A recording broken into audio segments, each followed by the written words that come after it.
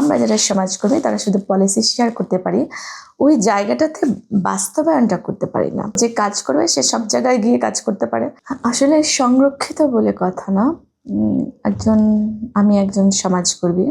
তো একজন সমাজকর্মী যেহেতু সমাজ সেবা করে, বিভিন্ন সুবিধা বঞ্চিত মানুষের কথা চিন্তা করে, বিভিন্ন ক্রাইসিসে, ন্যাচারাল ডিজাস্টার হয়েছে বাংলাদেশে বিভিন্ন প্রান্তে বিভিন্ন সময়ে, সবসময় পাশে থাকার চেষ্টা করেছি সাধ্যমতো।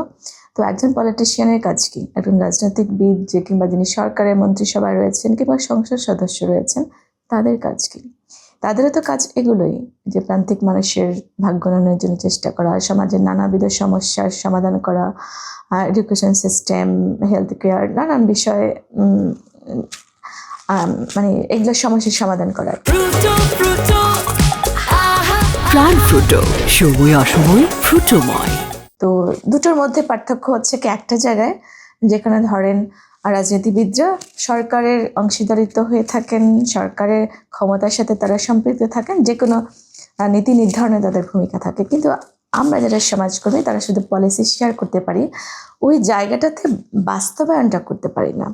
তো সেই বাস্তবায়ন করার জন্য আমি মনে করি সরকারের একটা অংশ হওয়া খুবই জরুরি। আর সে কারণে আমি চাই সরকারের থেকে নিজের যোগ্যতা প্রমাণ করতে এবং দেশের মানুষের জন্য কাজ করতে আরো বেশি করে।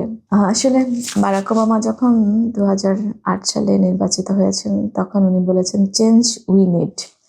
তো আপনারা এই যে সংরক্ষিত আসনে নারীদের তৃণমূলের সাথে কানেকশন থাকে না, এটা তো চেঞ্জ হতে পারে।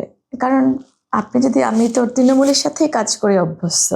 আর রাজনীতি তো মানেই হচ্ছে যে ওখানে বসে থাকা না, গল্প করা না, সংসদের এনভায়রনমেন্ট উপভোগ করার জন্য না, কাজ করার জন্য। তো যে কাজ করবে সে সব জায়গায় গিয়ে কাজ করতে পারে। যে কাজ বুঝবে না সে বুঝবেও না যে কিভাবে কাজ করতে হবে, কিভাবে চিন্তা করতে হবে, কিভাবে স্বপ্ন দেখতে হবে। এটা পার্সন টু পার্সন ভেরি করে।